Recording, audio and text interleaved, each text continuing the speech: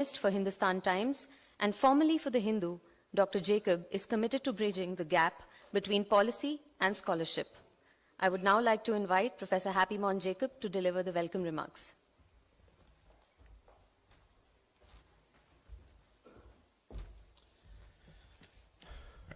Dr. EAM S Jaishankar, Professor C. Raja Mohan, ambassadors, dignitaries, ladies and gentlemen.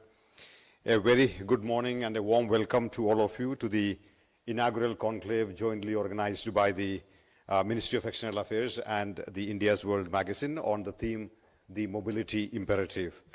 We have a literally packed day ahead of us, all of us, including an address by the Minister and a conversation between Professor Raja Mohan and the Minister. So I will be very brief in my remarks.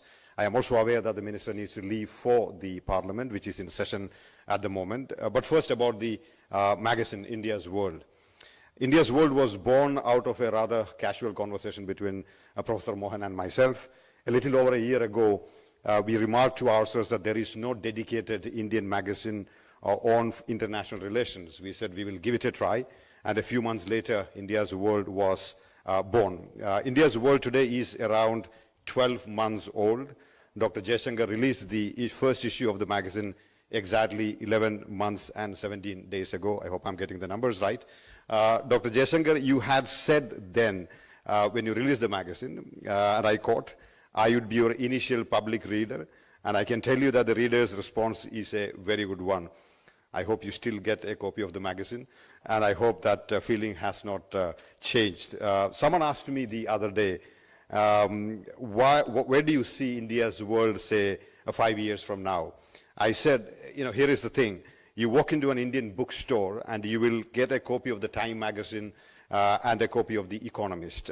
You walk into a bookstore in Dubai, Singapore, or say in London, and you won't find an Indian magazine. India has 400 million newspaper readers and hundreds of magazines. But unfortunately, hardly any of them find physical space outside of India. So we want India's World to fill that intellectual gap in the next 4 to 5 years. So what is this magazine about? Because it's called India's World. As the title suggests, India's World is about India's relationship with the world, the past and present, its diplomacy, history, art, music, culture, books, and of course the people of India. We want to help take India's voice to the world, create a conversation between global thinkers and Indian thinkers, be a forum where India's international relations finds more expression and listened to more carefully by the world. The rationale behind this particular conference, the mobility imperative, is this. We believe that mobility and the growing contestations around mobility are at the heart of a lot of what is happening in the world today. Mobility of people, ideas and technology, and the cooperation and the conflicts they generate. Mobility, of course, has been a phenomenon since time immemorial, but the world has never been this mobile. Mobility tells you about the story of humanity in action, humanity at peace, and humanity at conflict. And India, in many ways, is at the heart of that revolution in mobility, thanks to its size, its history, and its civilizational moorings, thanks to its diaspora, its students, its soft power, its middle class, and what India is. I truly believe that by understanding the various dimensions of mobility, we can begin to put a world in flux in some perspective. To discuss this important theme, we are joined by some of the best minds thinking about the mobility phenomenon in India and abroad. We have thinkers, practitioners, ambassadors, senior journalists, academics, and analysts in this very room. I'm sure by the end of today, we will have a more nuanced understanding of the complex phenomenon of mobility. Thank you for joining us today. Thank you for being part of India's World journey. I hope you enjoy the day's proceedings. I will now invite Dr. Jaishankar, the External Affairs Minister of India, to deliver his inaugural address. Dr. S. Jaishankar is India's External Affairs Minister since May 30th, 2019. He was Foreign Secretary of India from 2015 to 2018. He was Ambassador to the United States, China, and Czech Republic, and was High Commissioner to Singapore. He also served in other diplomatic assignments in embassies in Moscow, Colombo, Budapest, and Tokyo. as well as in the Ministry of External Affairs and the Indian President's Secretariat. He was also the President of Global Corporate Affairs at Tata Sons Private Limited after his retirement, but also importantly, Dr. Jaishankar is a best-selling author of 2 important books on India's foreign policy. Dr. Jaishankar, the floor is yours.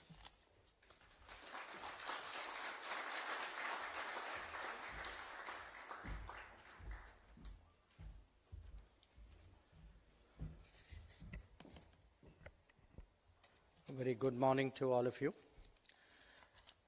The last time I was here, whatever 11 months and how many ever days ago, I said very nice things about the magazine which I had the occasion to preview.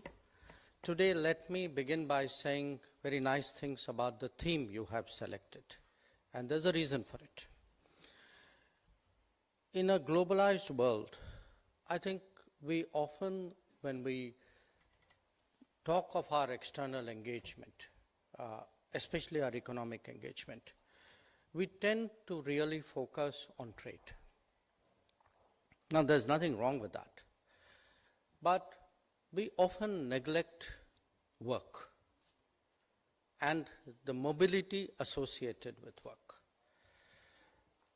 Just to give you a sense of what it is to which we don't pay enough attention. Last year, remittances to India were $135 billion.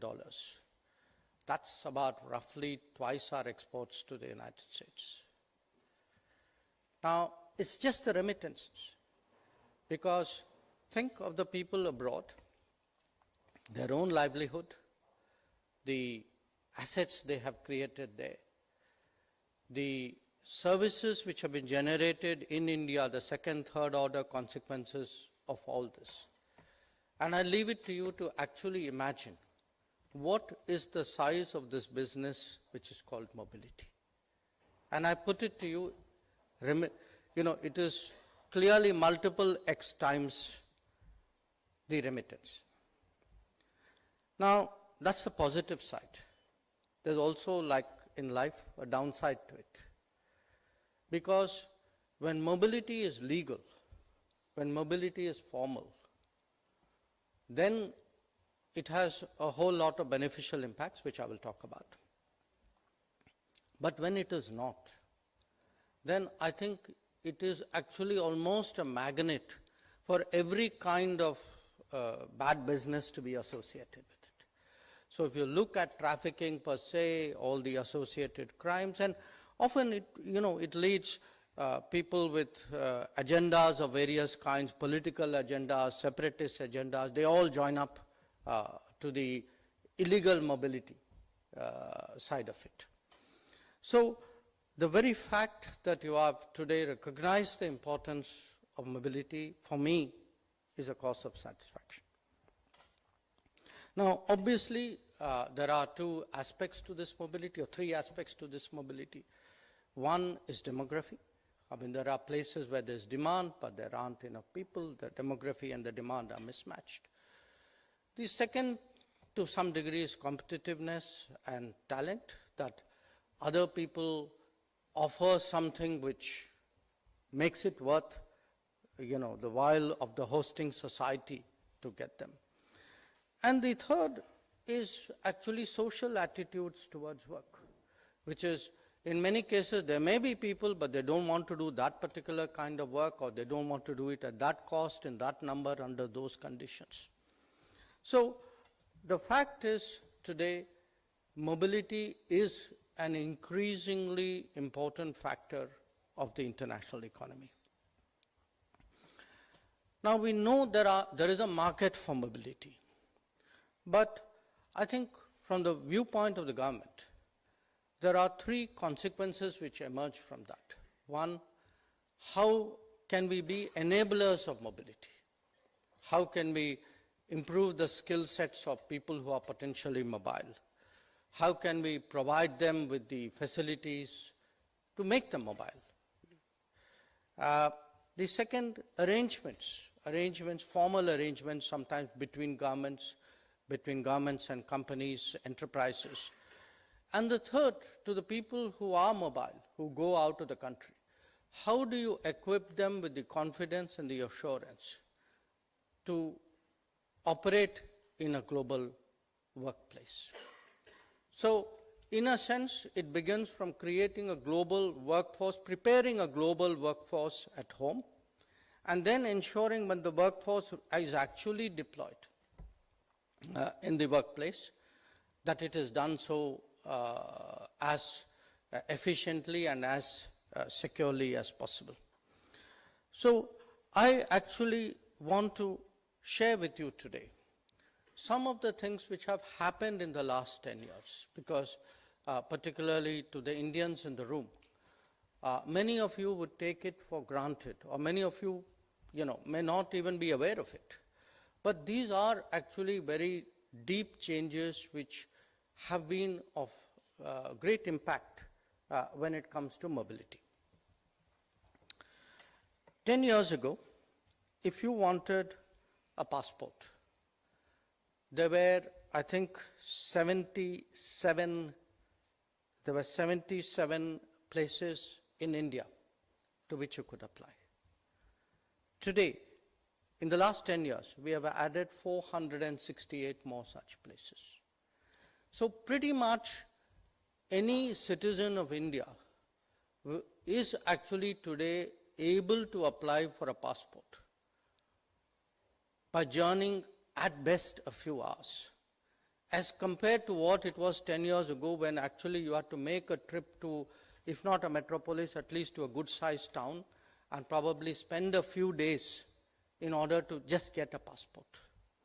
So this expansion of actually a passport, because passport is where your mobility begins, international mobility begins.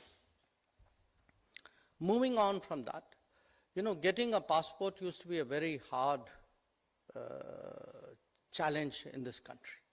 I mean, I tell people, when many of us, I see Vikas Sarup sitting here, when many of us actually joined the Foreign Service, people in your locality said, aha, we now know someone who will help us get a passport. Okay. Today, I mean, nobody even talks about it. In fact, if somebody doesn't get a passport within a week or 10 days, I get some pretty angry social media comments. So the speed at which we do passports, the clarity of documentation, we've actually streamlined it. And when we speak today about digital governance, in fact, in many ways, it is our passport program which is the poster child of digital governance. Now, it isn't just in India. We also used to have a situation where if you lost your passport, it was very difficult to get it replaced or renewed abroad. And if you lived in one country, you couldn't get it done in another country. Now that's gone. Just like in India, you can today apply for a passport anywhere, because we know people are also internally mobile. So you don't have to go to your home state or your district or your hometown to actually renew your passport or apply for your passport. You can do it from anywhere. The fifth one is actually when people are abroad, they will have problems. There has to be a channel to address those problems. And, it cannot be episodic. It cannot be, I know somebody, so I complain and they look at me. There's got to be a system to it. And again, one of the big changes is a portal we started about a little more than 10 years ago, called Madad, which means help. It's an acronym. And just to give you a sense of how much that portal is being used, I was clearing Parliament questions for the week. Tomorrow and day after are my Parliament days. In the last 3 years, only in the Gulf, we actually have addressed 138,000 grievances using the Madad portal. So that gives you the kind of scale of both the demand and the ability today to respond. Now, another, I would say, mechanism which we actually have expanded its usage is something called the Indian Community Welfare Fund. We collect a cess on passport and consular services, and that is used to address the needs of people who are in distress. And again, I'm just giving you a figure because I was looking at it early this morning for my parliament questions. In the last 3 years, 238,000 people have benefited from the use of this community welfare fund. These are people for whom we may have bought tickets back home, who had legal cases abroad. In some cases, they may have passed away, so their last rites were done. There'll be a variety of stuff.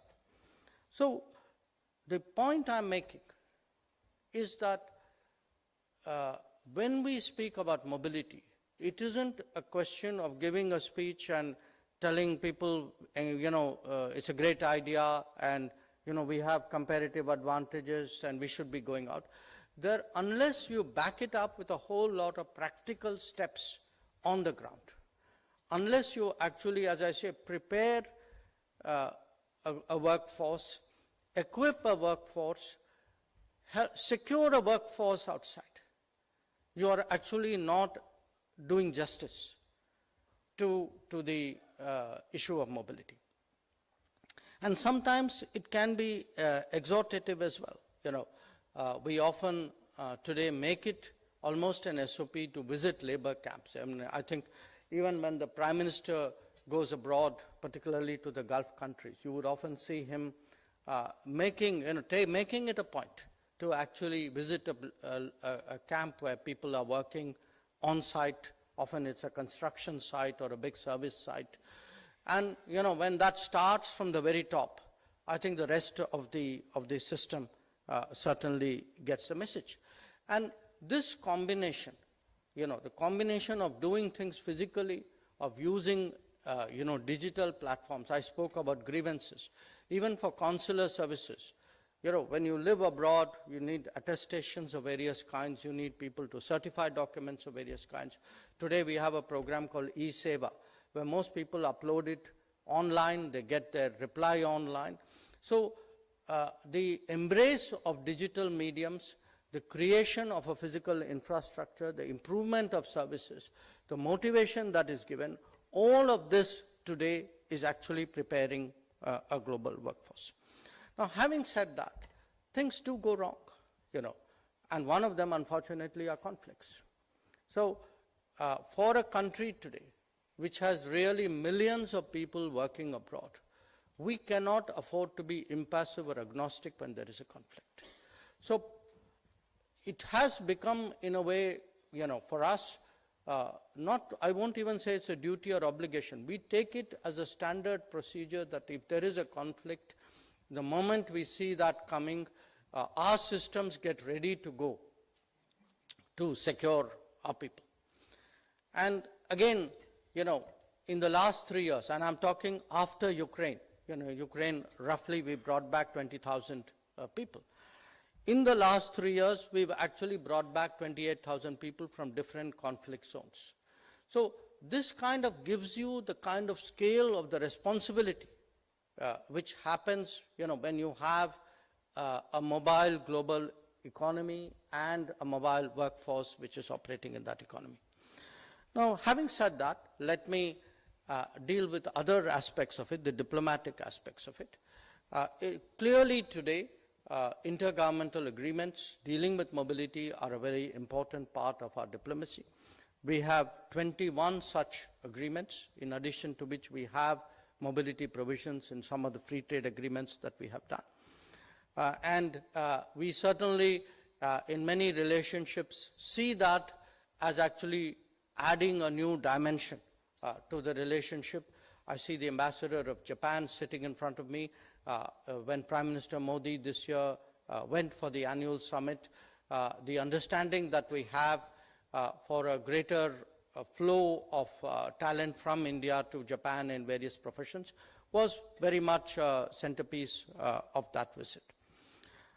Moving on from that, all this would happen, as I said, if we actually prepare a workforce, we better prepare a workforce. So the emphasis that we have on skilling in India, which is of course dealt with by a different ministry, but we are really part of a whole. I mean, we are you can say the the external face of the mobility. But the back office of the mobility is actually the educational and the skilling system. And today the attention which is being given to improving skilling and actually customizing it where possible to the needs of a potential user is something which is important. Now, recognizing all of this, of course, we are also in the process of rewriting our legislation which underpins mobility. We have the current legislation is more than 40 years old, and it envisaged mobility. Actually, the very name was, it was an Immigration Act, whereas today we see it much more as a mobility, because we see it as a two-way process. The people who go out often do come back, sometimes for shorter duration, sometimes for longer ones. So we have an overseas mobility bill today, which we have put out there for public comments. It is something, when we are ready, we propose to bring in as a legislation. Now, so far I have spoken about the mobility of people, but I also want to highlight that work can also be mobile. That, you know, if the talent doesn't go out, the out comes to the talent. And we have actually seen this growth of what are called global capability centers in the last few years. I understand today that there are in this country about 1,700 global capability centers, which are about half, they constitute about half the global capability centers in the world. And these are centers where global business has found it more effective, more efficient, really to send the business out and to utilize the talent in a different geography. And obviously, given the availability of the talent and the efficiency of it in India, we are a strong attractor of that. Again, there are estimates that about 2 million people are currently employed in global capability centers. And I think the rough revenue estimates which people put for global capability centers is somewhere between $65 to $75 billion currently a year.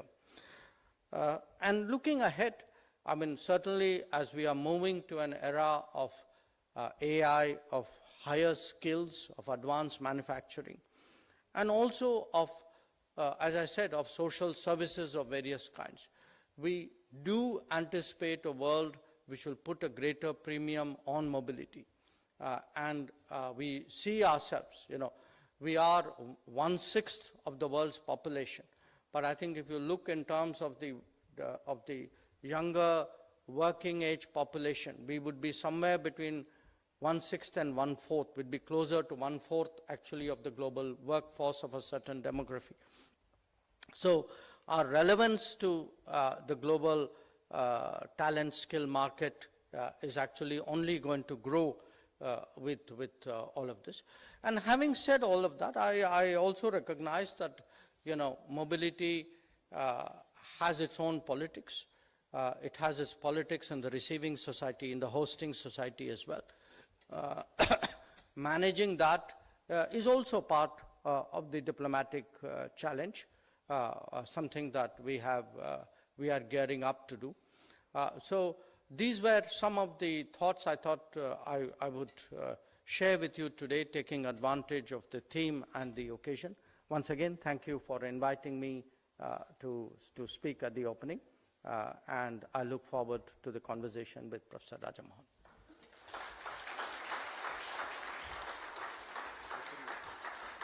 Good?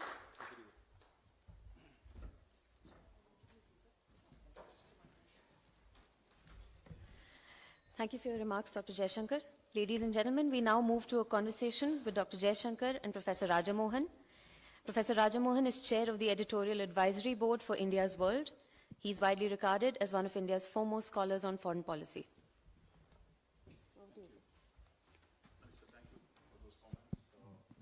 I'm afraid we don't have too much time, so maybe I'll cut out the formalities and dive straight in. So, no, I think to what you said just now, I mean, I think you traced the importance of mobility for Indian economy, for Indian society.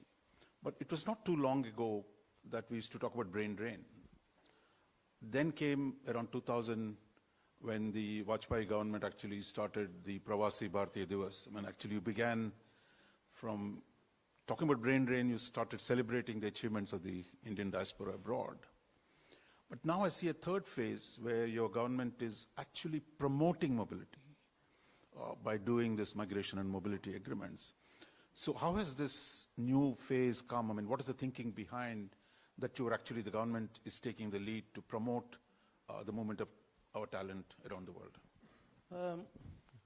No, you're right. I think we have evolved. I think the brain drain perspective was very much more reflective of a protectionist era, where we saw a zero-sum game between us and the world. That if something went out to the world, it was lost to us. And that has obviously changed, because as you know, the diaspora grew and maintained its connect, you realize actually that they were an asset and they were a link rather than, you know, a loss. The second phase to me was important because it was actually a strong psychological, emotional message, a realization that actually someone who's mobile, someone who's emigrant, someone who's already emigrated, actually maintains the linkage to India. I think it needed, you know, a very grounded political understanding of Indian society, rather than a very academic, theoretical view of people. To realize that, you know, even if Indians went, even if they went 100 years, 150 years ago, that they still maintained their connections. And I think the Vajpayee government did a great service by creating that, you know, understanding and formalizing it in many ways. And today, I mean, last 10, 12 years, I would say, under Prime Minister Modi, one, we've come out of the protectionist mindset. We are in many ways looking at the world much more confidently, exploring many more opportunities. Secondly, we have further consolidated that link with the diaspora. So we've taken the second phase and built further on it. But more than that, I think there's an appreciation today that, look, the nature of work, the nature of the economy, the comparative advantages we have. I would say even after COVID, the willingness to work. You know, these are all today factors in creating new opportunities. Now, if you stay with that old mindset, and if there are people who do, I mean, there's nothing you can do about it. But if you stay with that old mindset, you are actually going to miss out on a lot of possibilities. And, you know, my sense is today, especially the youth of India, because they are so informed, because they are so connected, their imagination is not limited to the national boundaries. You know, they are quite willing to explore opportunities abroad, and I think that's good for us. There's another change. I mean, you talked about how much the government today is willing to spend to deal with the difficulties that Indians face abroad. But there was a time in the protectionist era, shall we say, you went abroad, you were on your own. That, you know, it was your fate. I mean, that you had to deal with the real world out there. To one where the transition, now you mentioned, the kind of effort that the government puts in, how much of demand you get from the states, for example, from the chief ministers, to do this work a lot more vigorously than? You know, that's also been an evolution. Again, if I were to sum up the changes of the last decade in two parts. One is to create the kind of SOPs, the practices for this to happen, because it's not that easy. You know, I mean, if the Ministry of External Affairs were to ask the Air Force or the Ministry of Defense to send out planes, to send out ships, or to ask airline carriers to dedicate planes. Unless they are habituated, unless it has been worked out in advance, it doesn't happen. But unless you have a culture, even within our own system, let us say of, I don't want in a crisis someone saying, where is the authorization to house, 1,000 people who have landed up at my doorstep. So we've actually had to undergo, in many ways, a change in our own attitudes and thinking. That if there is a crisis, if there is a problem, solve it. You have the resources, you have the flexibility, you are empowered to do it. The systems are ready. We've all practiced it a lot. Every time we do an operation, can be big ones. And when I look back, the first one for me, when I came back as Foreign Secretary in 2015 was Yemen. But now I've even forgotten, in the last 12 years, how many of these we've done. We've done Afghanistan, we did Israel, we did Iran, we did Sudan. I'm not talking of first responder disaster. I'm talking of bringing back Indians from conflict situations. And what has happened is we have kind of honed a system where we even have a unit in the ministry. The moment you kind of flick a switch, they know, okay, get moving on this. So that's one I would say, important part of it. The other part of it is, this we do get, it's understandable that chief ministers, state governments write to us. But we also try to make them understand that, look, once you leave the shores of India, for us, you are Indians, so I can understand the pressures and compulsions on a chief minister. So we hear it, we absorb it, but at the end of the day, it just feeds into a national metrics of a plan which we deploy outside. Minister, what you said about, the current policy of migration is very impressive, but there are 3-4 contradictions built into the policy. One, you yourself referred to legal versus illegal. Now, how are you addressing that question in this migration and mobility agreements? 21 you have signed. What has been the experience implementing that this, while you promote legal migration, you also work with the foreign governments to prevent illegal immigration? Well, I think we can be one part of the change, but our partner government has to be the other part of the change. And one of the reasons why we do these agreements is we try to make them understand, look, unless we cooperate, it's in our interest that mobility is legal. It is therefore a corollary of that, it's in our interest to be against illegal, irregular mobility. But that also requires cooperation. So if you can't say I'll do one part and not do the other part. Just like we wouldn't say do the legal and by the way we won't do anything for you on the illegal. But they also cannot expect we'll do everything on the illegal and by the way stay out of the legal. So this is a compact, it is a working arrangement that we have. The legal and the illegal are two sides of the same coin. We have to cooperate on both. And again, cooperation has many facets here. Often because one big challenge is always that we have an obligation if there is any of our citizens who's abroad illegally. We have an obligation to take them back. I don't think that's standard international practice. But we have to verify that they are indeed ours. So there are a lot of issues here, sometimes documentation. Now, there are countries which cite privacy, but they can't have it both ways. They can't say it's privacy, we can't tell you, but by the way, he's yours, take him back. So we need a degree of transparency and understanding here. And that's really what we try to do, which is really, work out understandings with different countries. And my experience with these 21 odd agreements and, has been that wherever actually we have a formal understanding, over a period of time, it has actually been very effective.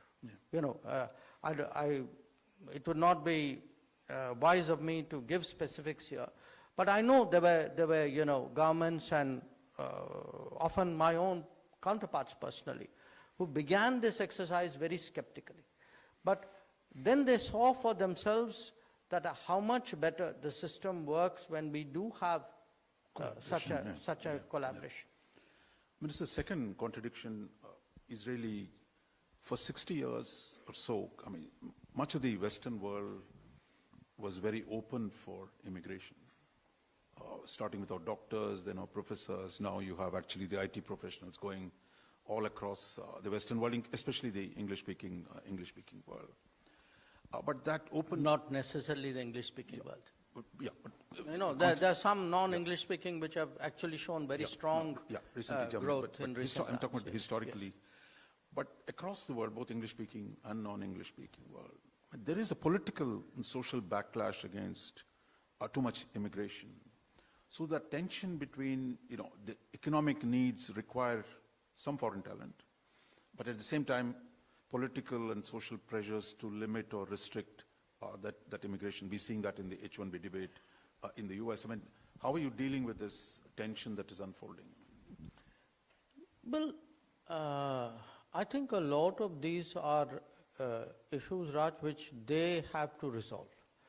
Because in many cases, the actual crisis has nothing to do with the mobility of the incoming workforce.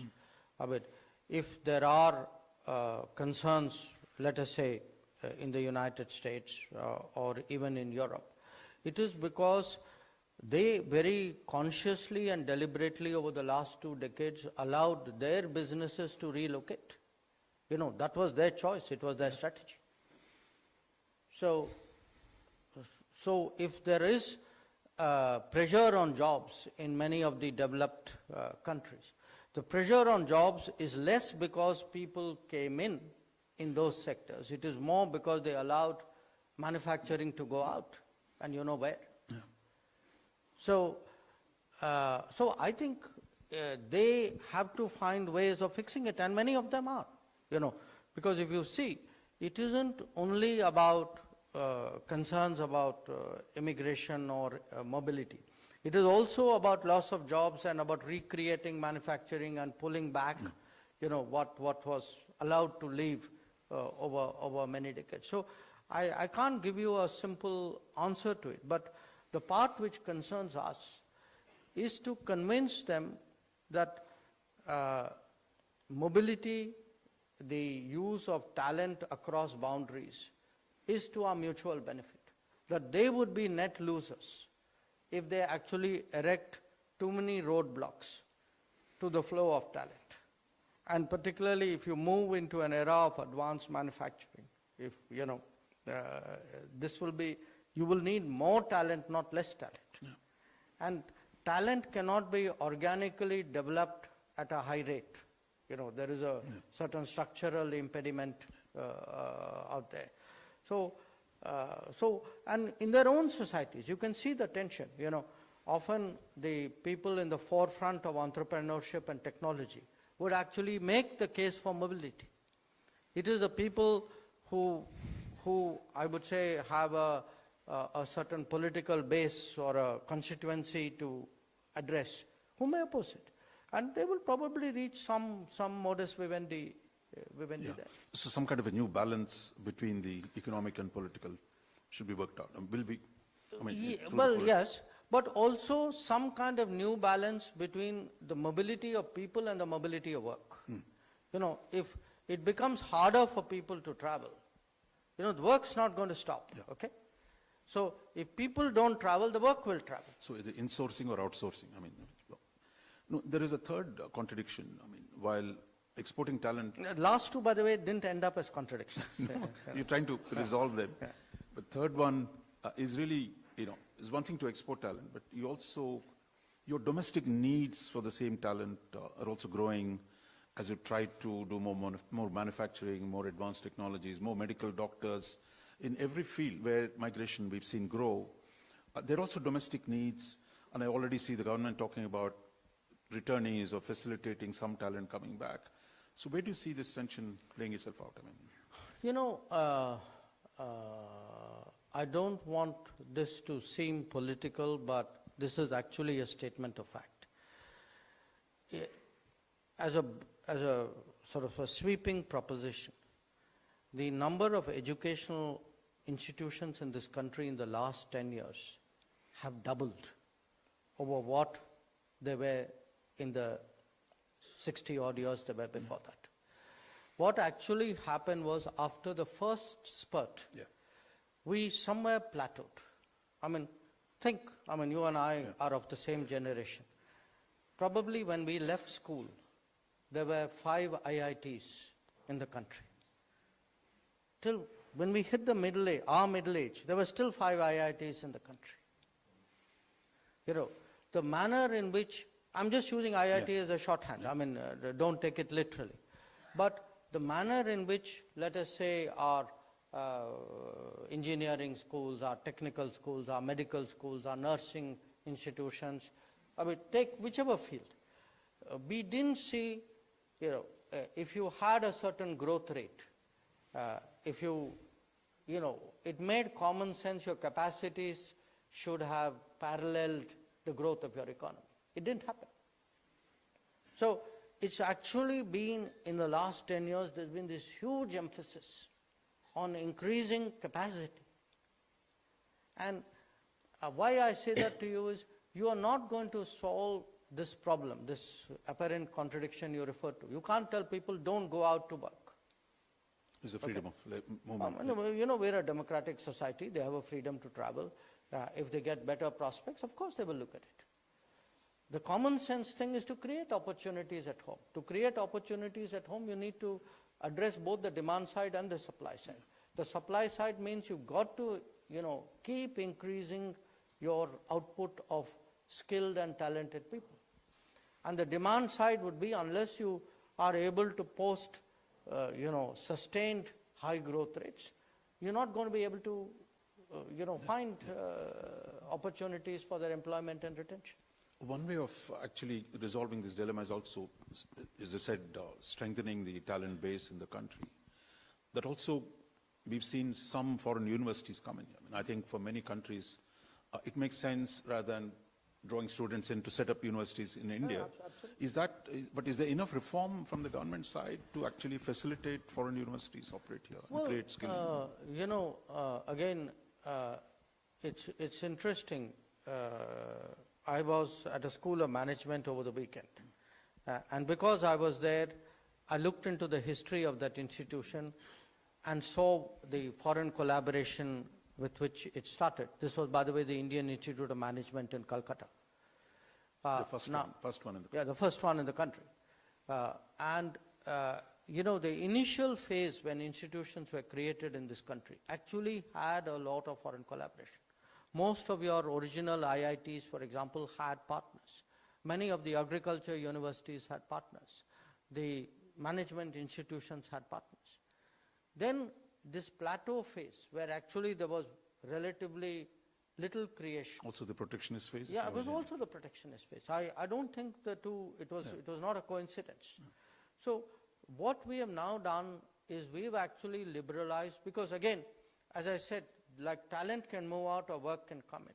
We have today close to 1 million foreign students, 1 million Indian students studying abroad. 1 million. Why is that? Does it not make sense actually to liberalize the educational environment so that the universities come? It's cheaper, it's effective, we stand to benefit. There's a very powerful logic, and it's happening now. We've had actually, I think it began with a few Australian universities. I know a number of British universities have come in, including one fairly close in the National Capital Territory, National Capital Region. And I see many more happening. I was in Canada a few weeks ago, and I can tell you Canadian universities which draw in a lot of students.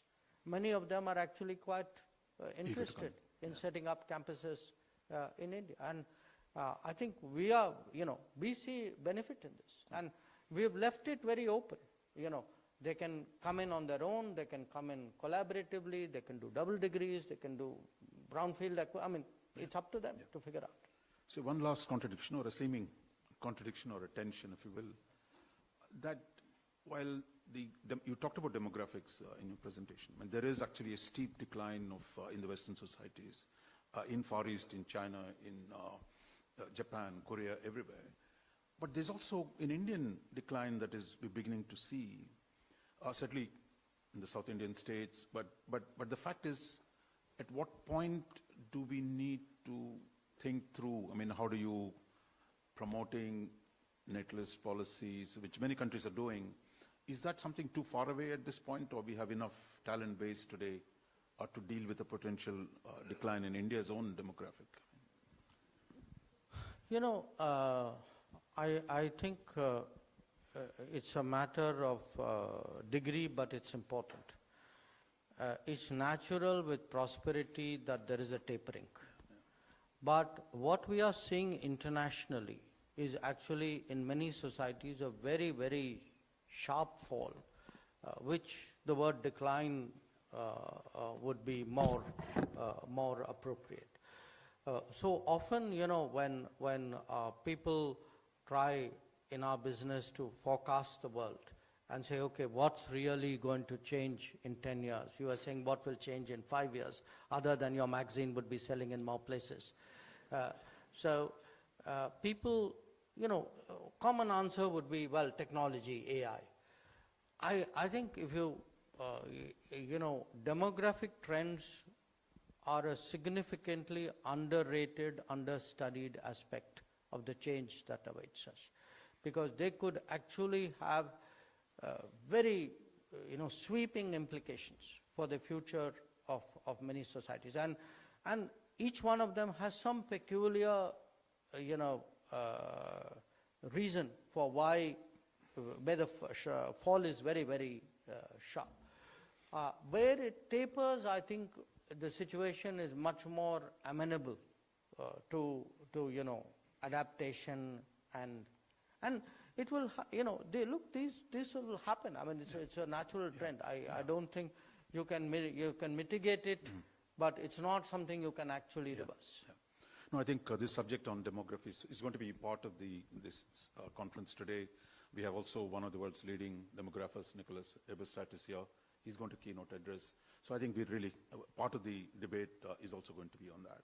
I really want to thank you, Minister. I'm afraid Minister has to leave, and there's not going to be much time for, actually there's no time for question and answers, but I want to thank you for coming in, and I want to call Happy Mon to come and offer a vote of thanks and close this session.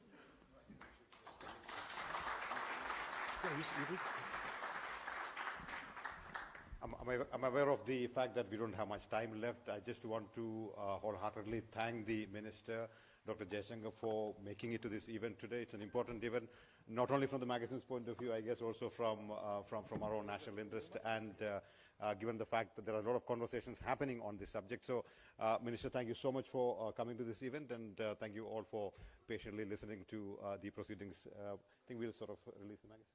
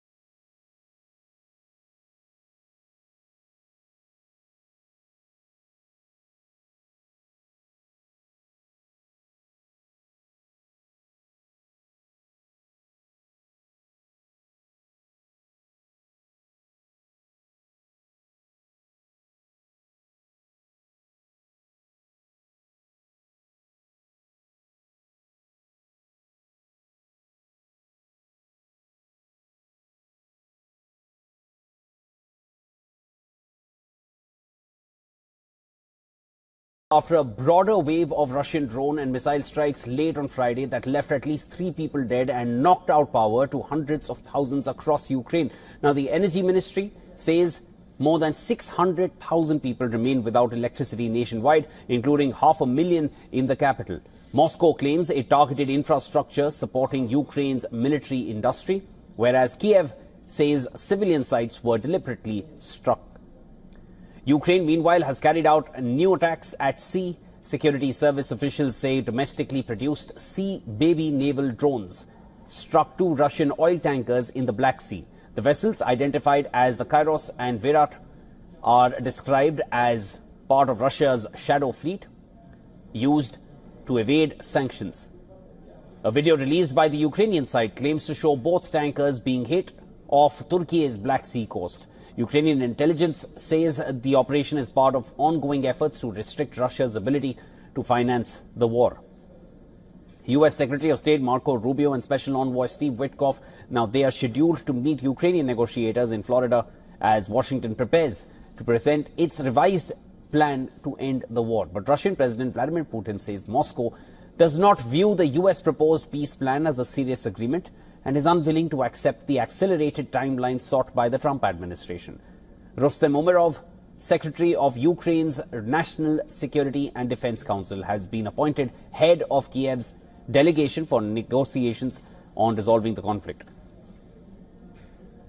Now, the decree by President Zelensky takes immediate effect and follows the resignation of former Chief of Staff Andriy Yermak after anti-corruption raids at his residence. In a separate move, Ukraine's President Zelensky has ordered a revision of the country's core defense documents. He met with Defense Minister Denis Shmyhal and Intelligence Chief Kirilo Budanov as Russia steps up its offensives in Zaporizhia and Donetsk. Zelensky says updated defense planning is needed and has instructed the government to fully fund the purchase of drones, now central to Ukraine's strategy in countering Russia's larger forces.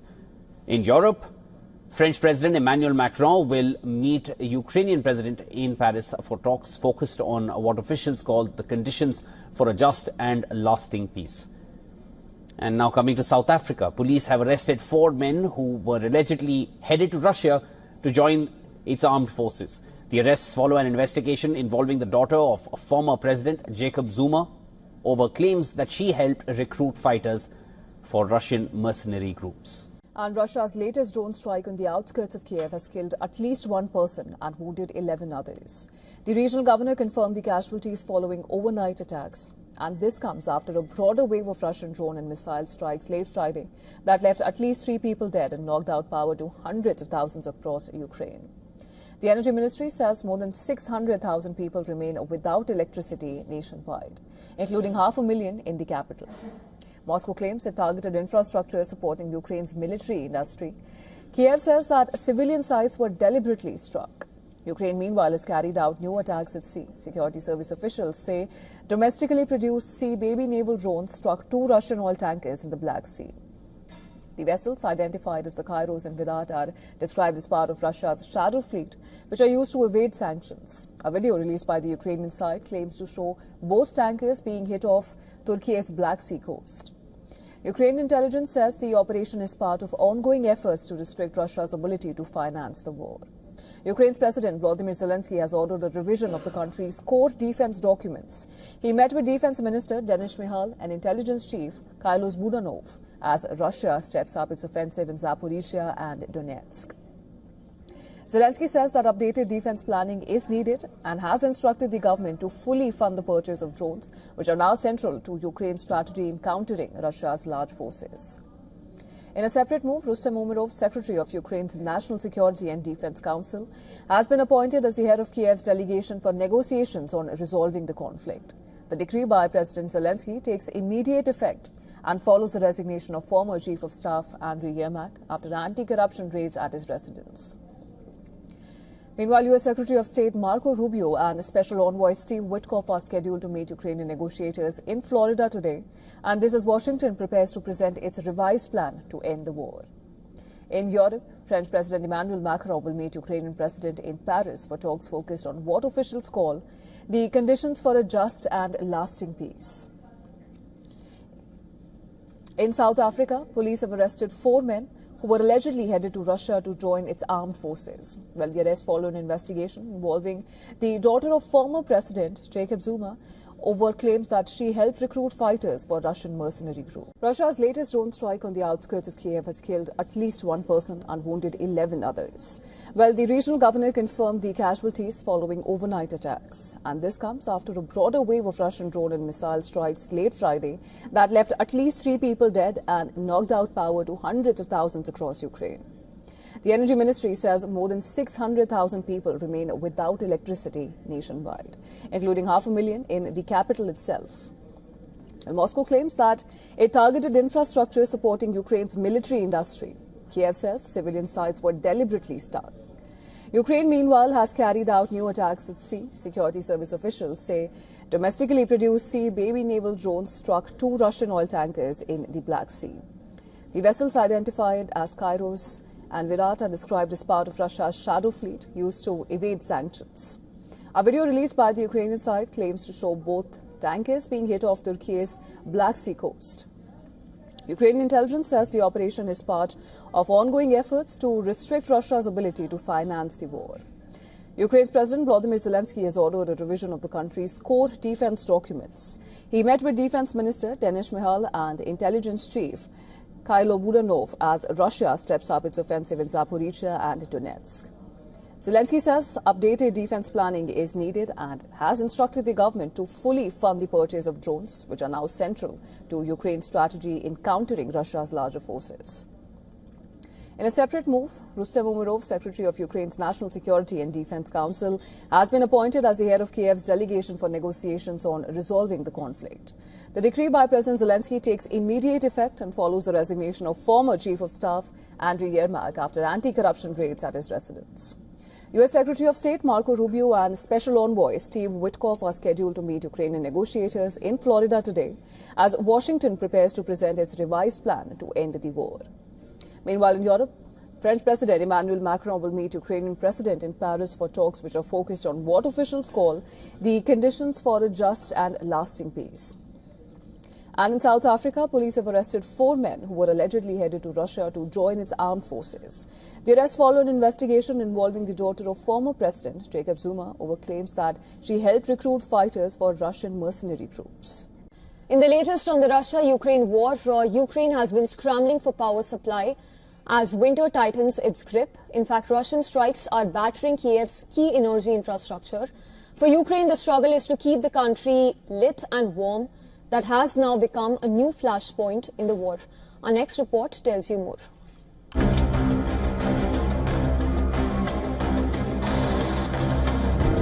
Ukraine's power grid is collapsing.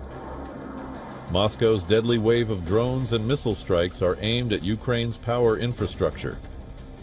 Large parts of the country are going dark. Ukraine claims energy generation has neared zero. Millions face the onset of winter without reliable electricity, heating, or water. Critical substations, thermal plants, and transmission lines have been pounded repeatedly. Technicians are racing to repair what they can before the next Russian strike. The main targets of this strike were our cities, our energy sector, and our people. Tragically, there are fatalities. Dear friend, distinguished friends from India, once again I would like to welcome all of you.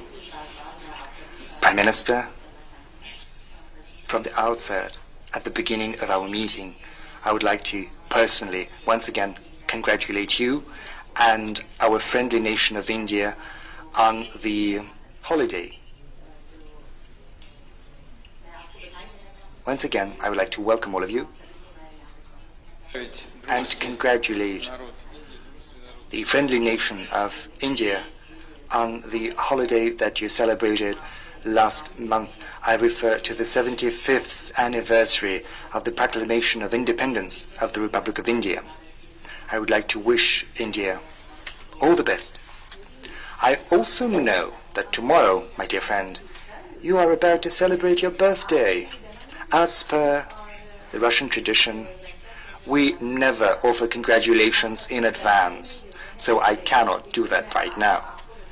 But I would like you to know that we know about that, and we wish you all the best. We wish all the best to the friendly Indian nation, and we wish prosperity to India under your leadership. The relations between Russia and India are developing. They have the nature of a strategic privileged partnership, and they continue to develop very rapidly. We are actively engaging at international platforms. We're in discussion on all the international issues. Sometimes these issues are